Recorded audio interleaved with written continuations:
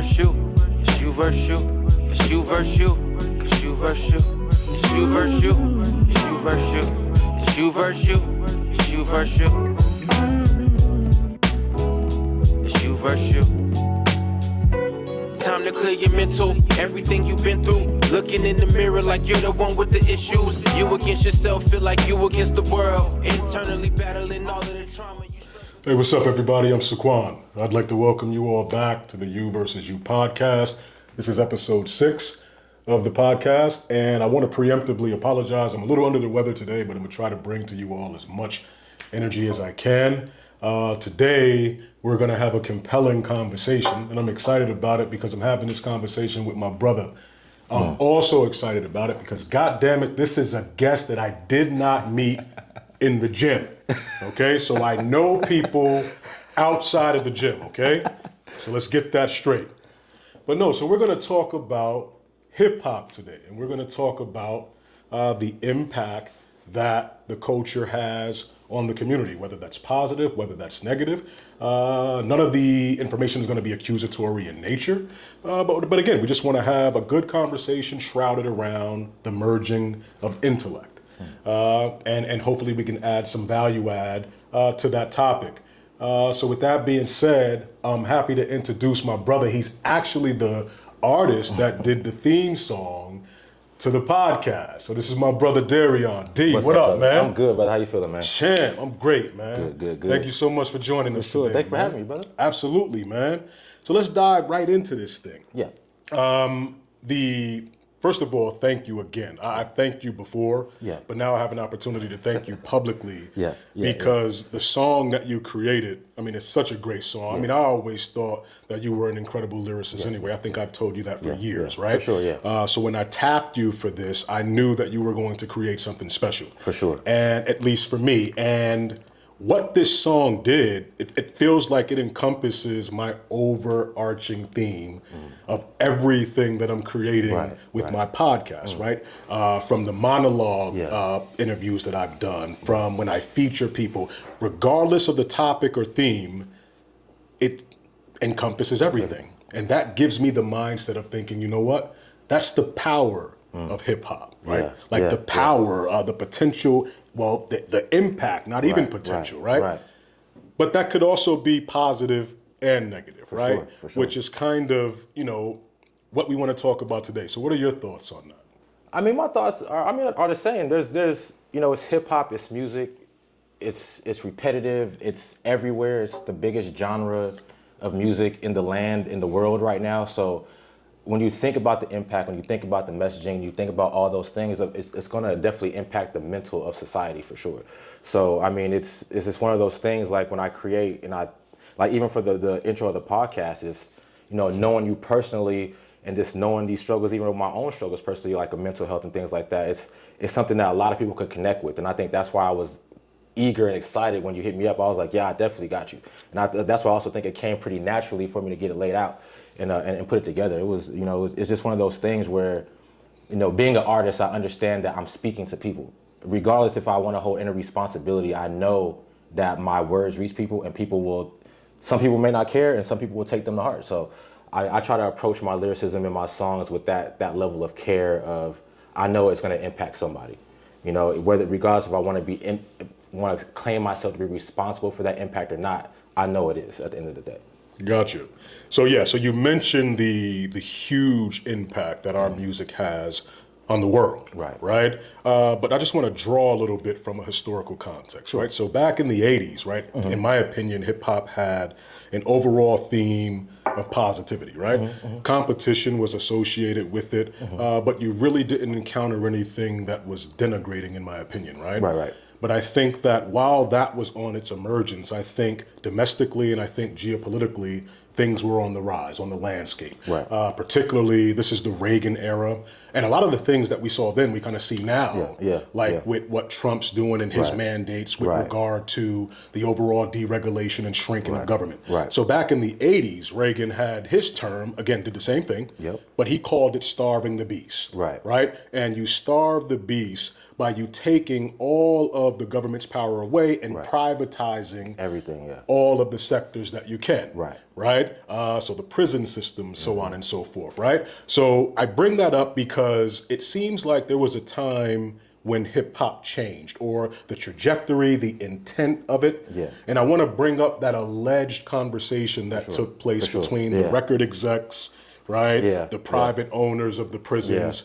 Because once you privatize a sector, it's no longer about public service. it's now not. it's profit driven. For sure, for right? sure. What are your thoughts on that? I mean, listen, my thoughts are, I believe that may ring true. I believe that when you look at how labels promote, push, and sign artists, and you see like that pattern of the same type of artist kind of being promoted and pushed with the same type of messaging. I mean, it's not an unbelievable conversation that, I don't sit up here and be like, oh, that didn't happen. That's not a conversation. I believe that is a conversation that could have happened. And when you look at the patterns, it makes it overwhelmingly apparent that they like the industries at play are driving some sort of narrative. And, as you see with like our especially in our community, the highest rates of, arrests, recidivism, all this, black fathers not in the homes and all these things. So when you think about the totality, yeah, the music is one of the main messages that people take in. Like, I'm a huge Tupac fan, you know what I'm saying? So being that, Tupac, I think, is one of the artists that always kind of floated on that line of positive and negative. Absolutely. Like, he's a person that can give you Hit 'Em Up, give you Dear Mama, you know what I'm saying? So I think with him giving you that balance, you don't look at him as a negative rapper. You look at him as a person that's trying to enlighten the people on the negatives from the community. And then you'll have somebody like, I'll take from like this generation, some of these like the drill rappers and these other rappers where it's just kill, kill, kill, murder, murder, murder, forget my, F my ops. And it's all war, it's all beef. There's no positive, there's no, Brenda's got a baby, there's no Dear Mama, there's none of that. It's just F the other side, you know what I'm saying? So the more that you get it, and you look at the young cats now, and it's, they kill for no reason, you know what I'm saying? Absolutely. It is totally okay to say fuck the other side. For sure. I just want to make Fuck sure. that shit. We do curse on this podcast. My bad. No, you're all good. So yeah, and I agree with you. Yeah. But walking it back a bit, I do want to finish my thought process on that. So with the overall profit-driven privatization of a sector, right, and then simultaneously you're pushing the war on drugs, because whenever you want to push something on a political level, also geopolitically, right, you need propaganda. Of course. Right? Of course. And with propaganda, you need an enemy. Right. That you have to target. Somebody got to attack, for sure. Right? So we have this war, and again, this is not accusatory in nature, we're just having an intelligent conversation, right? Sure. But yeah, so this enemy that was produced via the war on drugs, right? Yeah. Via the emergence of the crack epidemic in the inner cities. Right. And then shifting music to a more negative, a more gangster rap, a more drug promoting, a more denigrating of women type of music, etc. And then also paying attention to the time in which that happened, because we're coming out of the 70s, really, right? Where, you had the Black Panther movement, right? You had, well, the 60s too, you had the Fruit of Islam, right? You had Martin Luther King's movement, right? All of our leaders, Exactly. So it seems as if, there was a conscientious push to simultaneously snuff that out, right? For sure. Privatize certain sectors of a government, right? To create more wealth, because if you remember, before Reagan, there were no billionaires. Right? And there was a strong middle class. The taxes were between 75 and 91%. Reagan dropped taxes to 25%, right? So his policies essentially wiped out the middle class, right? Reaganomics, right? So what we saw in the inner cities, fast forward a little bit to the 90s, those problems began to go trickle down. Now we're seeing it in middle America. Now we're seeing it in middle class America, right? Because it took a little longer for the classism effect to hit that area. Then everybody started to take a look at, well, this music is all the things that we're saying. It's the source. It's the root. But by that time, it seems like it became an organic recrudescence. And by definition, a recrudescence is a recurring of an undesirable condition. What are your thoughts?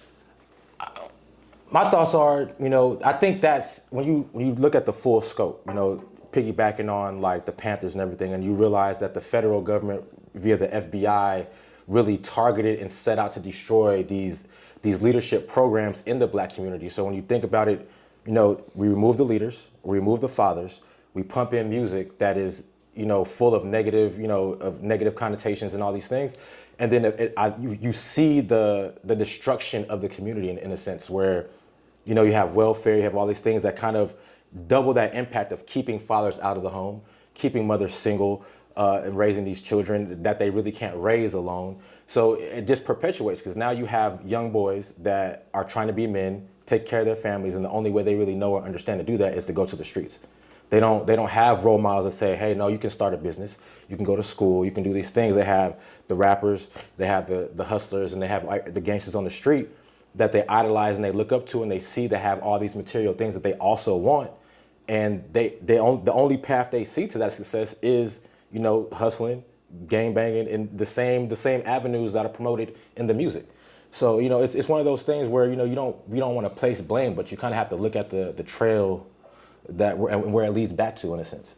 Absolutely. And it also seems like it's a multiple pronged attack, right? Yes. But it seems like it's an audio attack, obviously, with what we're hearing and we're digesting on an audio level.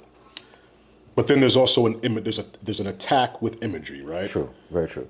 They tie it all together for sure. We tie it all together. So in the 70s, we had the blaxploitation movies, which was more or less an attack on the family, right? You hypersexualize the father. Yeah. You had Superfly, there was Little Heron or Doogie or whatever you're pushing, right? But back in those times, you had what was called, and it wasn't right, but back in those times, you had in communities what was called a red light district, right? So where and even the drug dealers and the pushers and the pimps, they all had somewhat of a respect for a code, the code, right? Yeah. The overall frame of the community, right? So you would confine those types of activities to a certain area, right?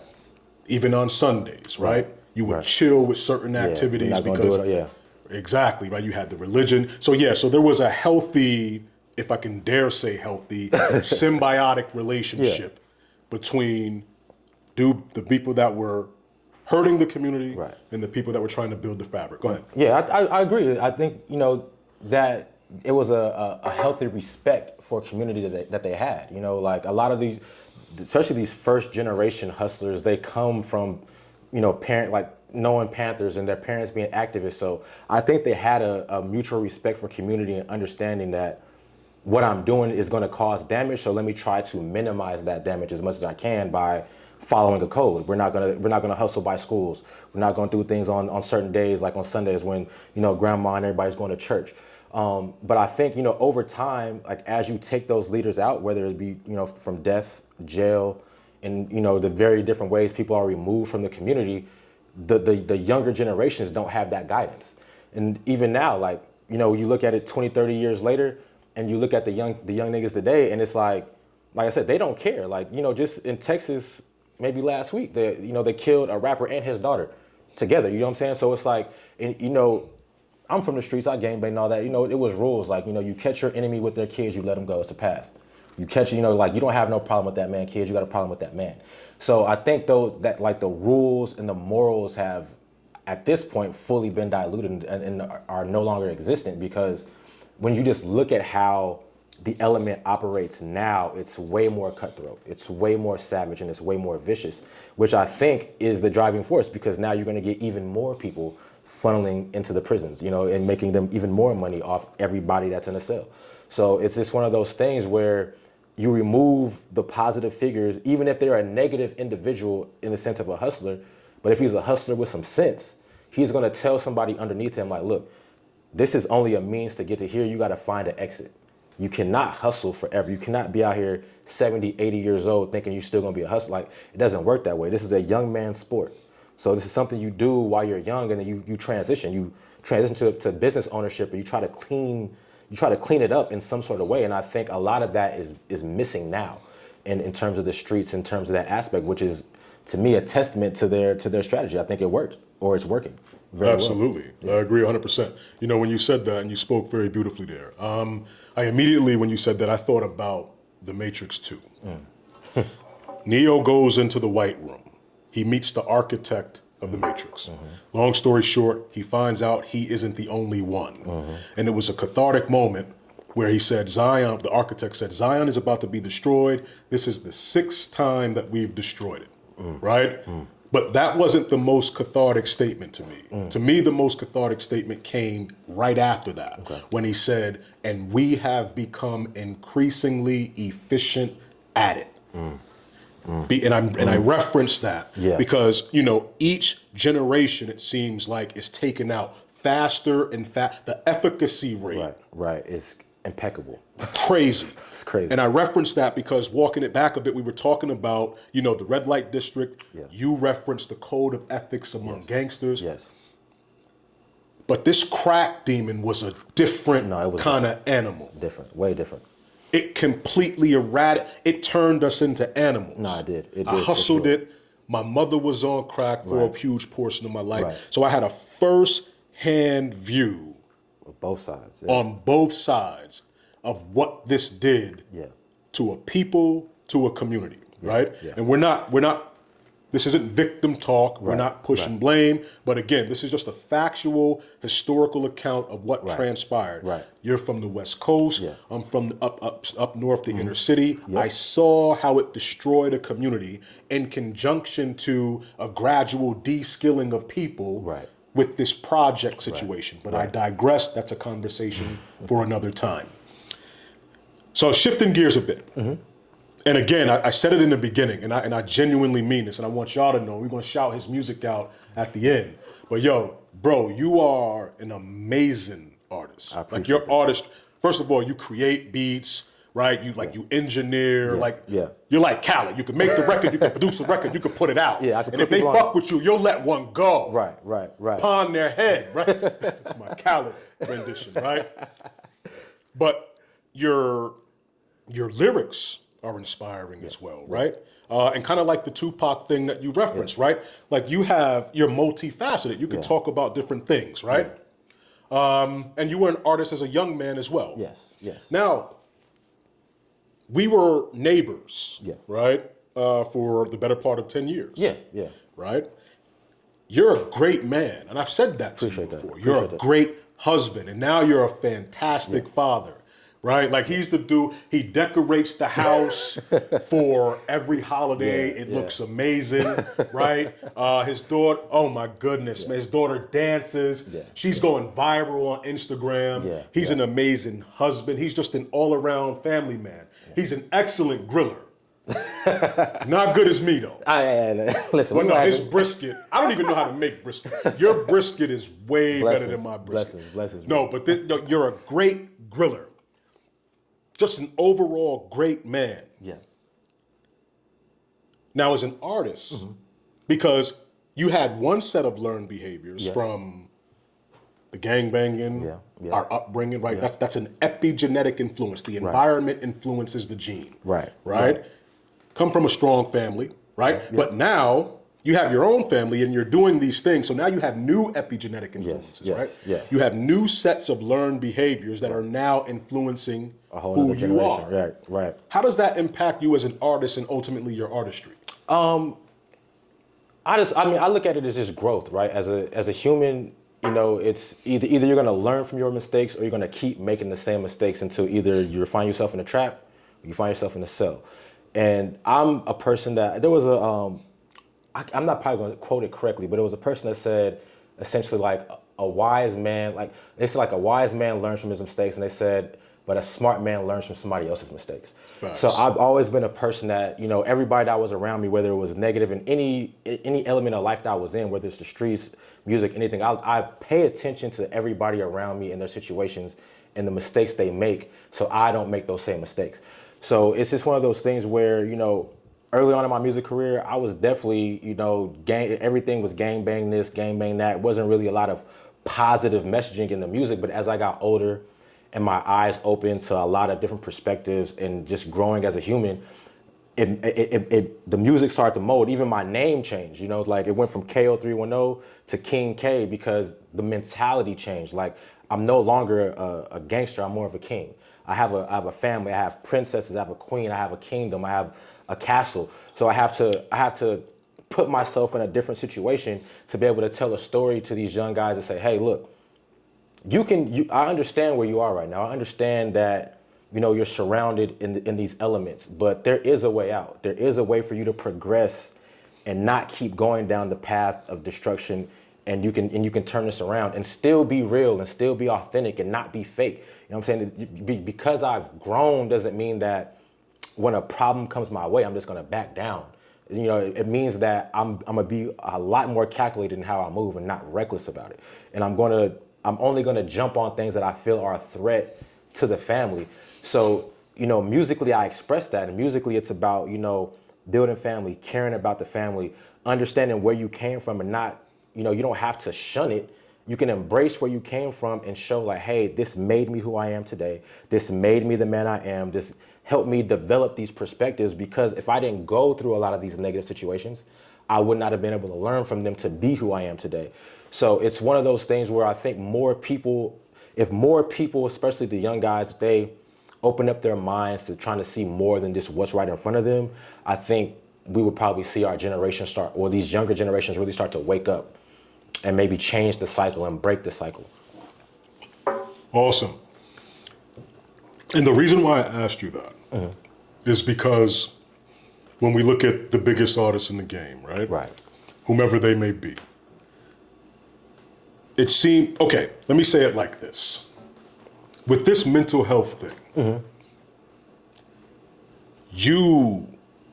there comes a time where you have to be scathingly honest with yourself. Right. You got to be brutally honest with yourself. I referenced that in episode 4 when we talk about deconstructing the ego. You got to strip yourself down, and that's a very scary process. It is. And people run from that. Definitely do. And that's why I created this platform, to show people that it can be done. But the point I'm making is this. On the other side of that, when the healing begins to occur, you understand the beauty of that honesty. Right. You understand the necessity of that honesty. Yeah. So tying that back to what we were talking about, the biggest artists in the game, there has to come a time, if I honestly assess that, where artists become complicit in pushing this. Yeah. Okay, so now you're platinum, and you know, because now, you know, days, and it's been like this for like 20 something years. Like, you know, you get into the bag, you getting money. We pushing generational wealth. Right. We diversifying. We having different conversations with different record execs, different people in the industry. So in summation, your world has grown. Right. 50 Cent was also famous for saying that too. Like way back in the day when it was like when he first got popping, he did the Get Rich or Die Trying. Then he came with the Massacre. Right. And then in a few scuffles with people, he said, "Yo, I didn't change. It's the information I gained." Right. You see what I'm saying? Right. So we get this information. The world gets bigger. Now we're looking back to where we've come from, what we're producing, either from a music standpoint or what's being produced in our community as a whole from a different, more evolved lens. Right. You have to view that differently. Yeah. But the music is the main thing. Yeah. You got to keep the main thing the main thing. Yeah. I'm platinum. I'm getting this money. If I don't drive this, they're not going. Yeah, the money's not coming. the money's not coming. Money don't come. I don't feed my family. Yeah. So that feels like this is the wilderness conversation. Yeah. Christ goes up into the wilderness 40 days, 40 nights, sits with the devil. Right. Right? And I'm not saying anybody sold this, so I'm just drawing a parallel. Again, an intelligent conversation. Right? Am I willing to push this organic recrudescence so that I can still do my thing, right, at the expense of this, right? Thus becoming complicit. You see what I'm saying? Yeah. So I'm still gonna push this negative imagery because again, like you in your 40s, right? I'll be 40 in August. So putting on years the on cusp. you. Yeah, you put My a couple. bad, my bad, I'm almost Shan. there, man. I'm almost there. I'm 45. I feel bad about it, and I'm trying to put some of that on you. Listen, on projecting. You don't look 45, so that's all that matters. My man. You don't look I've been hitting the gym. I'm working on it, champ. But yeah, I kind of almost lost my train of thought. But but yeah, man. So we see what happens in the community, and that's where I was. So I'm still making this music that's going to push this negative message, right? Yeah. Thus becoming complicit now. So now it's not the system anymore. It's a personal decision. Yeah. It's the system. Yeah. It's a personal decision. Yeah. What are your thoughts on it? I mean, that's the poison of money. For the love of money is the root of all evil, and it's like when you give people that have nothing, everything, they're gonna do everything they can to keep everything, even if that means it's the detriment of the community that I may love and care about. But now that I'm removed from that because I'm in the suburbs, I'm in Calabasas, I'm in the hills, I'm so far removed from it that I keep giving them gas for the fire, but I'm no longer in the flames. So it's one of those things where like you say, you make a deal with the devil. It's like you make that deal and you almost don't even realize you're making a deal with the devil, and then you become the devil yourself in a sense. And I think that's one of the ways they do this perfectly is they feed us so much, and then you're so used to eating that you no longer want to starve. But you know that you're gonna have to feed on the souls of your people in order to eat. That's that's what you're eating through is the souls of your people. So it's one of those things where it's like, either you can make a conscious decision, like if you become big enough to be able to say, you know what, I'm gonna do what I can as independently, and I'm not gonna be dependent on the labels and their money to fund me, and I have to kind of stick to the script. That I think that's one of the keys even now, like just getting into the independent game of being able to control your creativity and control your artistry and not have to have a label on your head to say, well, no, we're not going to put this out because it's not what we want. It's not what the people want per se, because that's what they're always going to say. Like, hey, the people don't want to hear this. The people don't want to hear, the Black Power song. They want to hear the I got 10 baby mamas and I'm making 30 bands a day pushing whatever. That's what they're going to say that people want to hear. But I think the people want balance. You know what I'm saying? I think when we look at, the 90s, and there was a balance. Like you had gangster rap, but you still had your Commons, you had your Talibs, you had all these artists that were just as popular and just as big and were getting that same push, even if not as harder, but you would still hear them. And I think now you don't hear those types. Like, we have the J. Coles, we have the Kendricks, but you don't hear a lot of them. And you hear the J. Coles and the Kendricks because they're able to walk that line in a very, very fine and lyrical way to where it almost comes off ignorant. It comes off ignorant enough for us to enjoy it, but it's laced with enough knowledge that you understand that they're trying to elevate folks. And you listen to I listen to a lot of interviews with different artists, and you hear the young guys say, "Oh, I'm not a role model," and it's like you can't. Everybody is a role model. It by default, because there's always going to be somebody looking at how you move and wanting to emulate that because they feel like you're doing better than them. So when I hear artists say that to me, that just shows that they're just being ignorant to who they are and the power that they have, and they just want to keep promoting and pushing whatever they want to push because it's about the money. It's not about the culture. It's not about the community. They are focused on the dollar bill, and that's what the labels want. That's what the system and the program wants. They want more of the guys that are focused on the money because they know that will continue to sow the seeds of destruction in the community. And like we said, it'll keep accelerating at a faster and faster rate. These boys are gonna get younger and younger. They're gonna start shooting and getting guns younger and younger and younger and getting locked up younger and younger and younger. So it's one of those things where it's just like, you have to take that step outside of yourself to look at the bigger situation. Be smart with your money. Say, hey, look, I'll take, I may run this course for a few years, and then I'm gonna take this money and I'm gonna try to build my own. Because I look at like a Kendrick, like doing PG Lang. You take this money, and now like Kendrick is a positive rapper. Like he wants to be conscious. So you take that money, you create your own label, and now you control everything. You control the stories you put out there. You control it. Like you no longer have a big label head over your creativity saying like, no, we want this, not this. We're gonna push this and not this. So it's those things where it's just like you have to think beyond yourself and your pockets, because if you don't, you're going to continue this cycle of destruction. Absolutely. Very, very, very well said. And you actually hit the nail right on the head when you were talking about the role model, because I did want to get into that. But prior to doing that, I just want to unpack a little bit more here, because it's the money, and I agree with you.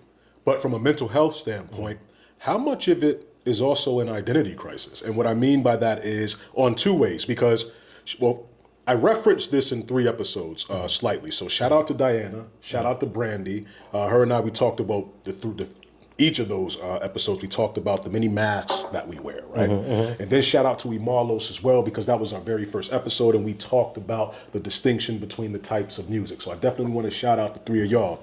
But with the identity thing, the crisis, and then how that pertains to mental health, like I just said a moment ago, right? A lot of us, we don't know who we are. We're mired in trauma, right? As a protective barrier, we have these fabricated identities or these masks that we wear, right? So now I'm in a situation where I'm popping. I have a talent that was, for lack of a better term, exploited. Right.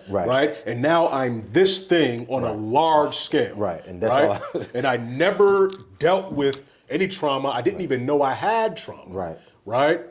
And it's exacerbated because I have an abundance of resource. So now everything that my mind can fathom, I can have access to, right? Which is creating a gaping hole inside of me, right? But that's neither here nor there. So when you grow to a space, even if you don't go down that mental health journey as of yet, you get to a point to where hopefully you begin to objectively look at yourself, who you've been, what you want to try and become, right? And from my own personal experience, beginning my mental health journey, that was very jarring.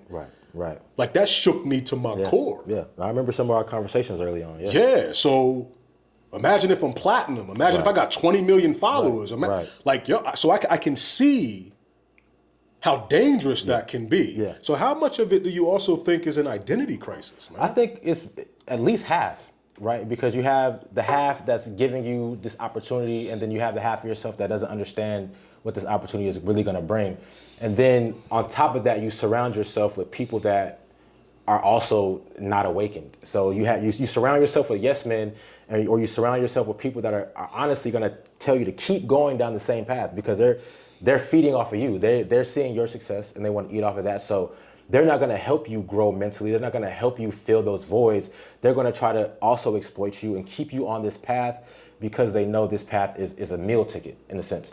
So when you think about the mental health aspect of it, and you give a person that's gone through a lot of trauma, a person who's immature and young, and you give them a life-changing opportunity, but it doesn't really change their life. Right, it changes their finances, it changes where they live, but it does not change. Like we say it all the time, like in our community, like why do you want to get rich and then stay in the hood? You know what I'm saying? But it's because they never really left. They're not disconnected. They got a bag, they got money, but they still don't feel like they are out. You know what I'm saying? They feel like they have to be there. I can't be real. I can't be authentic. I can't be this, that, and the other if I'm not here touching the pavement in the neighborhood. But it's like, how I grew up, you know, like a lot of my OGs, like they were like, nah, bro, you need to, once you get your bag, get up out of here. Like we don't live in LA no more. You feel me? Like we are in the valley, we are in IE, like we're an hour from the trenches because we understand what the trenches bring. And that's the type of, that's the mental, like that's the leadership and the conversations that these young guys aren't having with the OGs in a sense, is because a lot of these OGs are gone, or these OGs ain't nothing but 2 years older than them and doing the exact same thing. And it's one of those things where you can't realize that you're going through stuff or you have these problems when nobody around you is even going to acknowledge that you do. So it takes so much, like we said, like it's to look at yourself and say and be honest. That's one of the hardest things to do. And we're asking young rappers that are becoming millionaires to say, look at yourself honestly and change. And they're like, why? Because how I am has gotten me this. But you're not realizing that you're kind of keeping yourself in this cycle of mental anguish in a sense, because everything you're doing now is promoted times 10. Now your enemies hate you 10 times more because you're wrapped in success.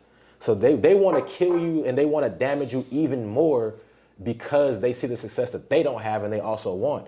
And it's just this perpetual cycle of a lot of people with trauma, a lot of people that have mental things they need to go through and figure out mentally that never get the opportunity because they feel like the answer to these problems is money. So you give a young guy a bag and he thinks he's straight. He's like, there's nothing wrong with me. I got $1 million in the bank. I'm good. You know, that's how they think. And I think that's why it's so hard for us to see these young rappers and see them try to grow and come out of these situations, and you see them just keep getting locked up or you see them keep getting killed because they don't understand mentally how to mature and remove themselves from this and grow from these situations. They just get money and dive further in. They become even more gangster. Even like, you know what I'm saying?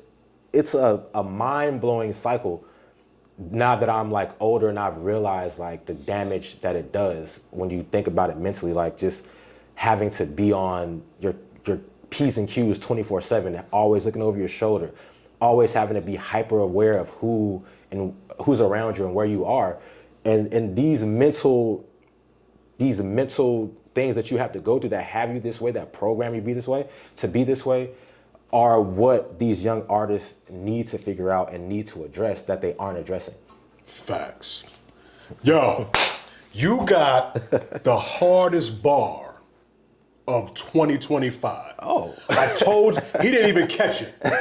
I told y'all he was nice, but I caught it because I'm on point. He said they get the bag and it changes their life. But they don't change their life. They don't change. That's the hardest bar of 2025. I really did. I said it and I didn't really, but it's I caught it though. Yeah, no, it's true. Because when you look at him, I'll use an example. You look at a guy out of Chicago, Young Durk, right? Yeah. One of the biggest artists out of Chicago of this young generation. The kid is locked up facing, attempted either murder or murder for hire or something like that. And it's like, you are a millionaire. Like, why are you paying, or even like, if you're going to do it, bro, like, why is it even so obvious that you are connected to this? Like, you're not even trying to hide it. You're putting it in songs, like, and this is the part that's like, I think we're especially in this young generation where the programming is like beyond elevated, because now they do it on camera, they talk about it on camera, and they don't care that it's on camera as if it's not even illegal. Right. So you see, it's like, you as an artist, like, you have to understand, like, and this is one thing I've always understood just from an artist perspective, like, I'm not going to name names and I'm not going to be accurate in the stories I tell 100% to where the law can come after me on the back end. Like, you have to mix this up. You have to fairy tale it a bit so that you can be like me and be able to see 40 without having to see jail or death. Like, many of us don't get here.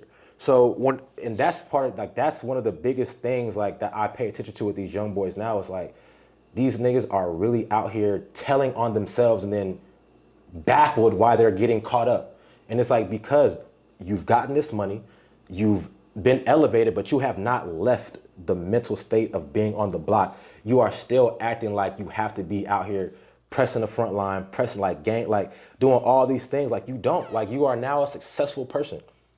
Do what successful people do. Start businesses, invest, buy property. Like, why are you still, funneling money into buying drugs, funneling money into buying guns, funneling money into the streets? You're going to get caught, because when the guy that is on the block gets caught up, he's going to point the finger to you. Right. At some point, like, no matter how much people say they're not going to snitch, they're going to snitch when it's on the line for them and they got to leave their family for 30, 40 years. They're going to bring somebody else with them. So you have to understand that when you get this elevation, this opportunity to elevate, yeah, you can rap about everything and it's cool, but you have to understand that as a person, you need to remove yourself from this shit. Like, you can't stay active. You can't be rich and famous and be a street dude. The whole object of being a street dude is to be gangsters move in silence. Like, you don't know who these people, like, you don't know who the killers are. You don't know who the shooters are, because they move in such a way where they're trying to get away with these crimes. You know what I'm saying? So if you're trying to get away with it, you shouldn't be publicizing what you're doing. But again, you listen to their music and you hear them, like, they're naming names, they're naming crimes, they're doing all this stuff and they're admitting to it. So it's like, you have all this opportunity and all this success and you're not doing anything to elevate yourself from it. You're just further entrenching yourself into the bullshit. And, and that's why I think the cycle is going to be hard to kill it, right? Because without the realization from these people that are artists, the programming is going to continue to infect the younger generations, because they're going to listen to it on repeat. It's going to be programmed into their mind. Some may elevate and go a different path, but a lot are going to go down the path of the same path of, I'm going to be a hustler, I'm going to be a gangster, I'm going to be a shooter, a big stepper, and all these things, and you're going to end up in the same spot. Even if you find some success along the way, what's the point of being rich and in jail? Right. What's the point of being rich and dead? Absolutely. Like, you can't do anything with it. So. And then the cycle further perpetuates itself because of the lack of responsibility and accountability. So like you said, I'm not a role model. Right. And that's completely false. Right. But I also understand the psyche of that coming from someone Right. who doesn't understand the concept of mental health, because Right. in mental health, that's the first thing you learn. Right. The concepts of responsibility and accountability. Right. And you can just sort of see the huge disconnect there. So I want to be the man, right? I want every girl that ever existed in your hood to want me Right. in your face. Right. Right? I want the biggest chain. I want the best car. I want all of you to emulate me. Right. But here's the catch. I don't want to be responsible for it. Right. I don't want to be responsible for what happens. Any consequence coming from that, right? Right. And while that's happening, while no one is taking responsibility, music now is just going organically, Right. casting spells via the repetition of lyrics. Right. Right. What does that produce? It produces clones, right? Because what is a clone? A clone is nothing but a carbon copy of who you are. So when you think about the repetition and like I said, you hear all the same, even with our young women, especially with our young women now, all the I'm this, I'm that. I can, this, what they call sexual freedom, but it's like, this is whore activity that you're talking about. This is not someone being sexually free. This is prostitution. So when you think about it, and it's like you repeat this and you see the little girls dancing to it, and you see these little girls get older, and you see these little girls become, these women that are gold diggers, that they all they sell is sex, right? It's like, I sell my body, and as a woman, I'll be successful by selling my body because I can attach myself to a successful man in a sense. And it's like this, and that's what I mean by the clones. It's you are creating more of these individuals, and you're going to cherry pick the ones out of these groups to put them on the platform to make more clones, because they're going to change the narrative a little bit, they're going to change what they say a little bit, but it's going to be the same thing. You're going to see more of these gangsters, these prostitutes, or not. I won't even want to call them prostitutes because it's not even like they're doing it by intent. It's just like they don't know any better, right? It's like if all the women that you see, if the women in your life personally aren't there or aren't on a level to elevate you or put you in a different state of mind, if you're looking up to the Sexy Reds and all these other type of artists, you're gonna end up doing these same type of things. You're gonna think it's cool. You're gonna think it's okay. You're gonna think this is how I have to do. Like, this is what I need to do to be successful. I need to show as much of my body as I can. I need to go out here and do these ratchet things to find my success, to be cool, to be popular. And it's a very shaded vision. You're not seeing the full scope of what's out there. You're seeing a small and narrow scope, and you're diving in 100% into this because you don't necessarily see another path. And that's because you are surrounded by this negativity in a sense. I look at my own life, like I didn't think gangbanging was bad. My dad gangbanged, my uncles gangbanged, my cousins gangbanged. So I look at it like everybody around me gangbangers. I'm growing up with wolves. I don't look at myself as a wolf, or I don't look at them as wolves, because they took care of me. They looked out for me. So I looked at it as a positive, like, oh, well, gangsters, this is what they do. They take care of people. They look out for people. They protect. And then as you get involved in the activity, and then you see the damage and the destruction and the activity, you start to realize, like, damn. They were looking out for me in a sense, but they also set me up for failure at the same time, because if I don't have this eye-opening moment, I'm going to keep going down this path, and I might end up like an uncle and do 30 years. I might end up like a cousin and be in a box. I might, what I'm saying? If you don't have, like, the realization I had one day sitting on my grandma's front porch and realizing that I was the only one there and none of my cousins were around. There used to be 20 of us out there. It's just me. And that's when it really opened my eyes. Like, everybody is gone, either dead or locked up. They're not here. And it's because we all went down this path and we thought that this path was righteous in a sense. Like, yeah, we gangbang, yeah, we're gangsters, but we look out for our family. We look out for the people we love, which is all fine and well, but we are doing a lot of destruction. And the karma that comes from that is going to destroy you as well. And I think a lot of people don't really think about that. When you think about the mental health and you think about all these things, you're so caught up in your struggle that you don't even realize where you are in the struggle. You just like, every day, this is it. Like, you almost become numb to being in a struggle. And it's like, I just got to hustle. Every day I got to wake up, I got to get to it. I got to go out here on these streets. I got to, get money. I got to feed my family, I gotta do these things, and you just kind of become numb, and it becomes a cycle and a process that becomes a fabric of who you are. And I think it makes it that much harder for you to recognize it, eliminate it, change, and move on. I agree with you. The repetition is dangerous. Yes. Because it embeds within the psychological precept Right. on a subconscious Right. level. Right. And I listen to this 300 times a day, right? Maybe not the same song, but every song is the same song. Yeah. Not saying that you guys aren't talented, right? But it is. Your subject matter is the all same. the same. It's all So the same. I'm being programmed with the same denigrating Right. information. Right. And I want to look at the camera. Our life, our environment, our culture. These are learned behaviors. Definitely. I'm going to say that again. These are learned behaviors, meaning everything that we do, we're learning how to do it. Just like school. But we don't go to school, we don't excel in school, right? So this is all that we feed ourselves. Yeah.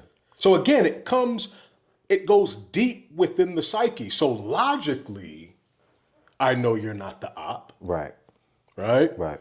And I know logically, I'm not going to pull up on you with the Draco. Right. Now, of course, we're not in the hood right now. Right, So right. I mean, like being out the hood, Right. it's 9 to 5, right? Right, Or, right, right. you know, I'm married or whatever, or I'm fresh out the hood, right? Right. But logically, I know I'm not going to pull up on you with the Draco, right? Right. Logically, I know that. Right. But when I'm emotionally triggered, what I'm feeding myself, Right. my learned behaviors make those types of actions logically within the realm of possibility, Definitely. right? Yeah. Because it only takes a split second and then I react with what I learned. Exactly. What I know how to do. Right. So that even takes good and bad out of it to a certain extent because there is a nefarious push to create this, right? Yeah. But I'm talking about on the lower level where we reside. Right. It's not even really good or bad, right? You've been given an instruction manual to operate Right. a certain way. Right. And that's the only manual that you ever had. Right. Because I romanticize everything that you want, Right. and then I show you that this is the only avenue To get it. Yeah. to get it. Right. Right? Right. So yeah, which makes what I'm doing a little difficult, what you're doing a little difficult, Right. because we have the dumb it down culture. Yep. I'm not saying you guys are dumb, you guys are very intelligent. I mean dumb it down in the sense of, see, if I come kicking positivity, I gotta use certain words, I gotta use certain lingo, I gotta posture a certain way Right. in order for you to accept me, right? Right. So, because it isn't the message, where it really should be just logic and reason. Is what this brother, is what this sister saying makes sense? Right. Can I identify the value add within it? Right. Right? Because when I do that, see, again, it's a learned behavior. So that disposition, that style of dress, Right. that way of talk, that stance, Right. it caps you. There's only a certain circumference. Right. There's only a certain realm that you can operate in. Right. Right. So we kind of, so in that sense, we produce our own destruction. No, exactly. That's what they've done. They've gotten so good at it that we don't even realize we're destroying ourselves. Because it's like we look at it as these are the norms of society. These are societal norms. These are everyday things. This is everyday TV. When you think about Ratchet TV, you think about all that. Like these are things that we consume every day. And one of the most, everybody knows the saying, you are what you eat. You know what I'm saying? So if you're consuming this negative music, you're consuming negative TV, you're consuming all this, like what makes you think that you're not going to become that in some form or fashion? It's going to impact you. Like it may not even impact you on every day, but one day you make a decision and that decision is rooted in all this negativity that you've taken in, and you lose it, you snap and you do something and you're like, oh shit, I fucked up. But now it's too late because your reaction, you've been feeding off of, oh, I gotta fight somebody when I disagree, or I have to kill somebody when we disagree, or if they disrespect me, or any of these things. you've been programmed to believe this is the only way you can solve an issue. You know what I'm saying? Like, we don't have conversations, with a person that we disagree with. We rather just fight. So it's like when you think about these things and you think about how ingrained into your mentality, into your culture, into how you move as a human, it's almost like you don't even see it, because it's just like you said, it's become a fabric of your genetics in a sense. Like you don't even see it coming. It's just, it's just waiting. You're waiting for a trigger moment, and then everything just blows up in your face. And I don't know. It's hard. It's like it's hard to figure out how to open up the eyes and the minds of people. Like, I do feel like this generation now, like, as we get older, as we become the leaders. Not saying become, because we are the leaders of the generation now. I think there's a little bit of an eye opening and awakening of some of the younger generations that kind of see it, and they're kind of realizing, like, damn, maybe we have been doing too much of this. Maybe we have been consuming too much of this, and I think there is a conscious fight to try to open it up and wake up from the cycle. But the powers that be, they are working overtime to keep pushing and keep fueling that fire, because they know it's worth billions. You know what I'm saying? They know that black bodies and cells are worth billions. They know black bodies and graves are worth billions. And the billions are not coming to us, it's going to them. You know what I'm saying? It's gonna, just like you said, there were no billionaires before Reagan. So when you think about, these alleged conversations, you think about the school to prison pipeline and all these different elements where we are infected, our communities, black and brown, are impacted the most. I mean, you can't help but think, like, they plant a seed, they water it, they walk away, and you just see a tree every day, and not realizing where this tree came from or who even put it there. But you see a tree and you think it's fine. Like, I see this tree every day, I walk by it, it's beautiful, it's great. But you don't realize that the roots of this tree are spreading throughout the community underneath the ground, and that's where you were saying, like, it's embedded in the fabric. These roots that you do not see are spreading all around, touching everybody, and you don't even realize you're being touched, because you consume it thinking this is hip hop culture. This is what it is to be black or brown. This is what we listen to. This is how we dance. This is how we walk, talk. This is how we do everything. And we see somebody from the outside, or somebody trying to be positive, like, I don't want to hear that shit, bro. Like, nobody care about that. The world that you imagine, this positive world, doesn't exist, because all we see is negative. Like, I haven't seen enough positive in my life to even consider your positive outtake on things. Like, I don't want to consider it, because I'm that mentally damaged. I'm that traumatized that I don't want to see anything outside of where I am right now, because it's honestly too scary for me to think about. It's too scary to think that I could be doing something different and better than this, and I've been wasting all this time doing this. That's a very scary thought, and it's a thought that I even had myself, like, at a point when I was like, damn, like, I'm really out here, like, I'm out here selling drugs, risking everything for what? You know what I'm saying? Like, I spend the money because I can't put it in the bank. I can't do a lot of shit with it because it's blood money. I can't, what I'm saying? I put it in the bank, I'm gonna get arrested because I'm tax evasion and everything else. So it's like, at a point you have to realize, like, man, I'm doing all this work, I'm taking all these risks, and the gain or the outcome of it is not really worth shit, outside of me looking at this stack of money and saying, I got some money. Like, and when I came to that realization, that's when a lot of shit changed for me. And I think a lot of people, especially young men and women, like, when they have these realizations, these are the moments where they either make a decision to stay or they make a decision to go. And a lot of times I don't even think they get to that stage, because you get a bag and you get money, you call that success. You call that making it, and you think you've gotten to where you need to go. So why do I need to change anything now? I'm here. And I think that's what helps perpetuate that cycle, and it helps keep people in this mental state of, this is where I'm at, and this is where I'm going to be, and this is where I'm going to stay. Very well said. And then the last portion, because I do want to be, a portion of this to be solution oriented. Yeah. And then you also touched upon that a moment ago. I'm called to reference three things now, right? Not to get spooky and religious, but, be ye either hot or cold. For if you are lukewarm, I'll spew you out of my mouth. You can't straddle the fence.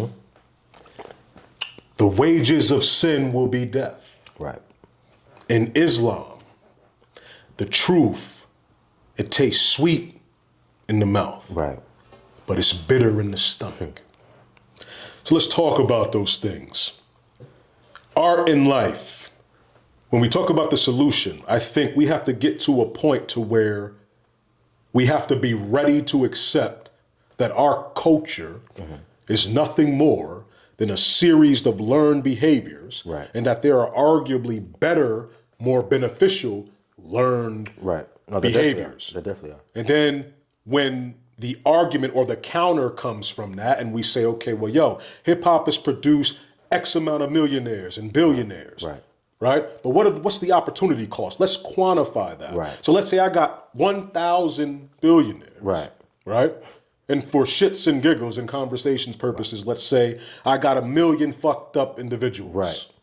Shit don't add up. And every community that we come from Right. is fucked up. Right. That's a very poor efficacy rate. Right.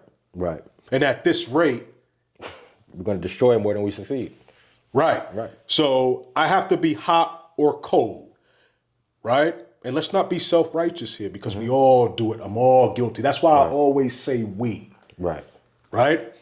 Because we be at the barbecue. Facts. You know what I'm saying? We got the old school music. Plus shit, we got some of the new school Facts. music playing too, Facts. right? Yeah. You know what I'm saying? Your wife twerking, my ex-wife twerking. You understand what I'm saying? We all having fun. It's all we there. chilling. Yeah. You understand what I'm saying?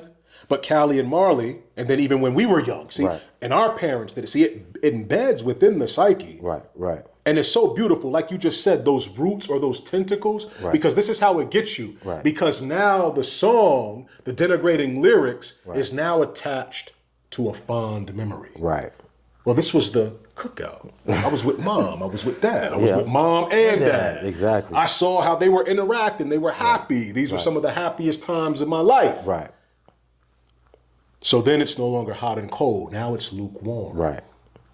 And that's where it's at its worst, but it's also at its strongest. You know. Right. The wages of sin will always be death. Facts. You can't bargain with it. You can't negotiate with it. You can't sprinkle a little bit of salt on it and just have a little bit. You can't manage it. You cannot. Whether you get 20 years, whether you get 70 years, it will always be death. Right. And then when the truth, or whatever truth you come in contact with is sweet, right? Like I can, yo, bro, I learned this. This is how I see this. It's ooh. And then it's like you the man. Now you know some shit that somebody else don't know. Right. You out there, you propagating, you this, that, and the other. But then it gets bitter in the stomach.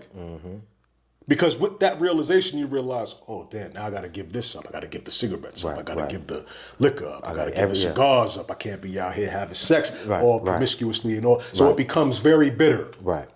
So I think it's a thing of responsibility and accountability. Definitely. I think we have to take our communities back. Definitely. I think we have to give back and be honest about and really weigh it on the scales of Ma'at. Yeah. Is this a benefit or has it been more of a detriment? I'm gonna let you talk, bro. I think as a whole, I gotta be honest. It's definitely been more of a detriment. You know, especially like seeing just how things have evolved from a street perspective. It's definitely been to the detriment. And I think, you know, there's not enough people trying to reach back and like you said, drop knowledge or elevate and lift people up. I think a lot of times when we look at our communities, we see people leave and they never come back. In a sense, like they just disappear and become ghosts. And I think that reaching back is what we need more of. You know what I'm saying? Like you said, taking back our communities. The only way you can take it back is to reach back and grab it and bring it with you. So in that sense, you know, it's up to us as the older heads to reach back and talk to these young boys, to try to put some sense into their minds, to try to educate them, open them up, have conversations, deep and real conversations about, look, this is the path you're on, this is where you're gonna go. Like, are you sure this is where you want to end up? Or do you want to try something different?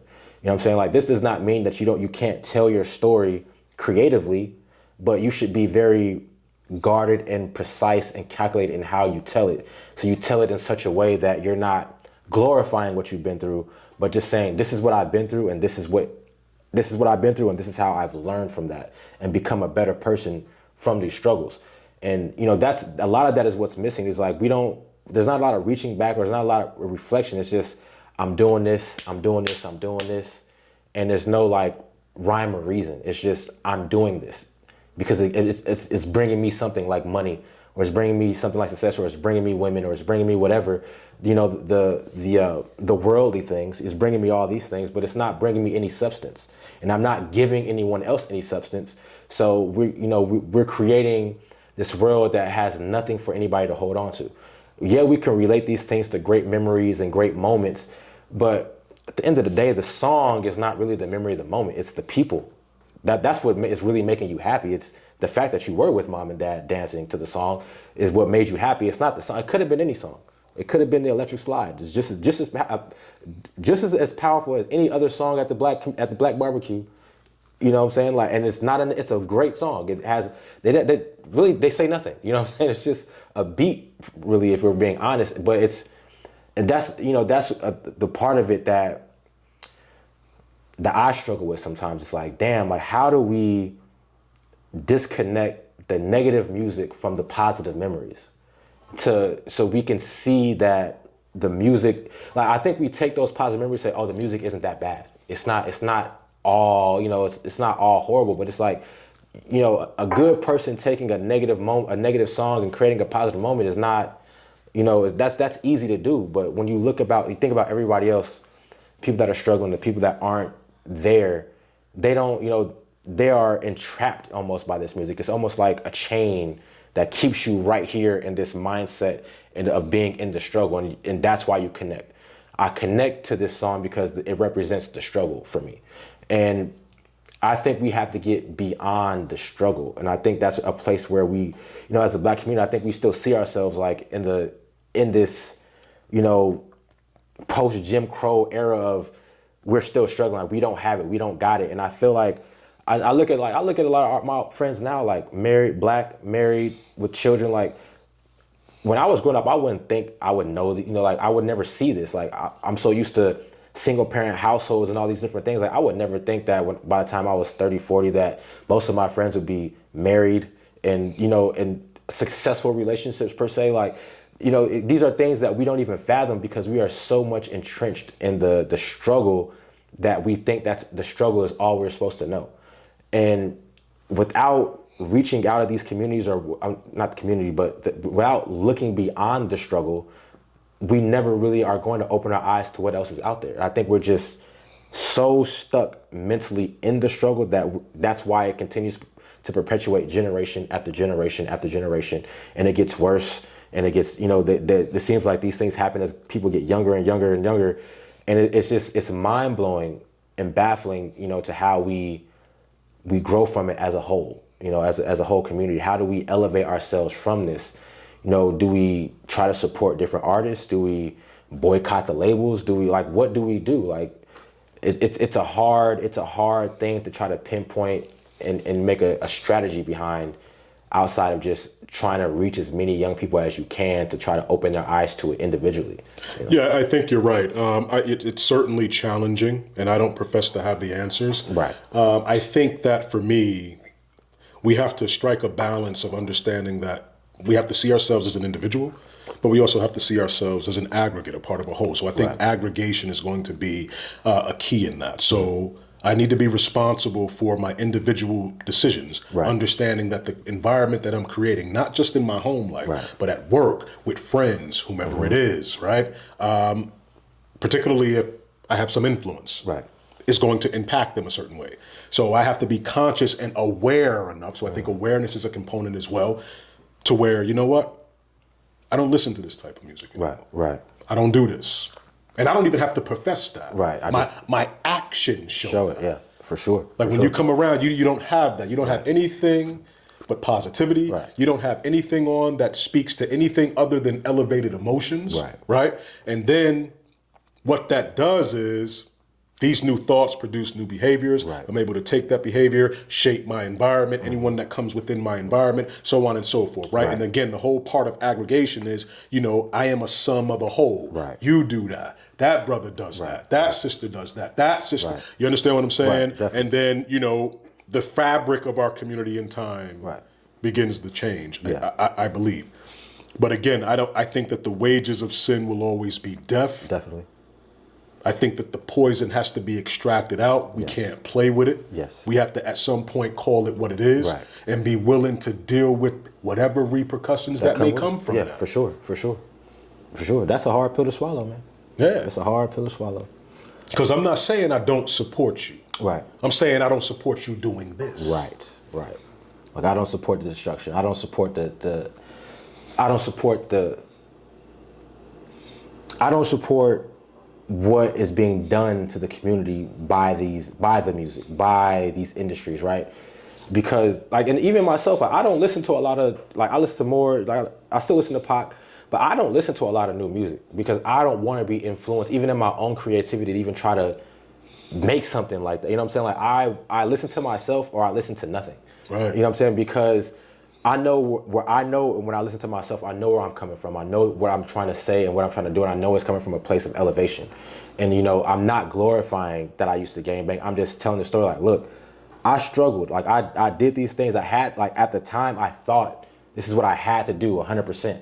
You know, I tried filling out applications. I wasn't getting interviews. All these things. So I felt like I had to hustle. But on the back end, it's like, man, I should just kept filling out interviews. I should have just kept, doing these I should just kept going, because at the end of the day, like I'm putting myself in a situation where, again, the wages of sin are death, and I'm looking at death in the face, in a sense, every time I go out here and with a pack and I try to sell it to somebody else. Every time I'm on the phone and I'm talking to the homies or whatever, and it just became something where I'm like, look, I gotta step away. I gotta separate myself. I gotta let the homies know, like, look, I can't be on that type of time no more. Like, right. I can't do that because I see where it's gonna put me. I see where it's gonna put us, and I'm trying to put us in a different perspective. I'm trying to put us in a different position. I want to see people elevate. So it's like everything that I learn, I try to, pour that into the homies. I try to pour, like, look, get into other things, bro. There's crypto. Like, get out these drugs. Get out these other, like, get into other aspects where you can be safe and you can make this money, and you can also, help and protect everyone around you by not being a catalyst for destruction. Well, brother, it's like you said, smart man learns from his mistakes. Mm-hmm. Wise man learns from other people's mistakes. Exactly. Family. I really appreciate you coming through. Brother. This was an impactful conversation. Yes. I haven't had a conversation like this in a while, yeah. You got anything you'd like to shout out? I mean, follow me on Instagram at KingK_FTP. Like you said earlier, me and my daughter Callie, she's like one big dancer. She loves music, so we dance to everything. Check out the music, SoundCloud. I'm on everything: SoundCloud, Apple Music, iTunes, Spotify. I'm everywhere. King_K, all caps. That's it, man. It's all love. Lawless clothing line, maybe. The brand Lawless, LWLSS.shop. Come get you a T-shirt, hoodie, fitteds, all that. Like we do everything. Everything's about positivity, trying to uplift our community and trying to show people a different way of doing stuff. My man. All day. Listen, if you found value here, and it's my sincere hope that you did, then please comment, like, subscribe, follow the You vs. You podcast, YouTube, Facebook, Instagram, and TikTok. And keep checking me out, and we'll keep busting this thing down. Peace. Peace. I feel good now, the baggage put down. Just let me live. Just let me live. Now my mind's clear. It's you versus you. It's you versus you. It's you versus you. It's you versus you.